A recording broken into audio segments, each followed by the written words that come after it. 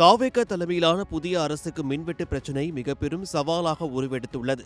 கடந்த வாரம் சென்னையின் முக்கிய பகுதிகளான கொளத்தூர், பெரம்பூர், ராயபுரம், புதுவண்ணாரப்பேட்டை, தாம்பரம் ஆகிய இடங்களில் கடுமையான மின்வெட்டு பிரச்சினை ஏற்பட்டது.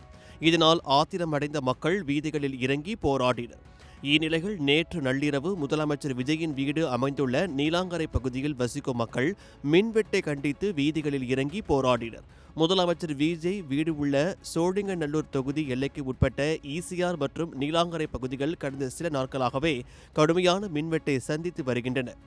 நேற்று இரவு பல மணி நேரமாகியும் மின்சாரம் வராததாலும் மின்வாரிய அலுவலகத்தை தொடர்பு கொண்டும் முறையான பதில் கிடைக்காததாலும் ஆத்திரமடைந்த நீலாங்கரை பகுதி பொதுமக்கள் நள்ளிரவில் தங்கள் குழந்தைகளுடன் வீதிக்கு வந்தனர்.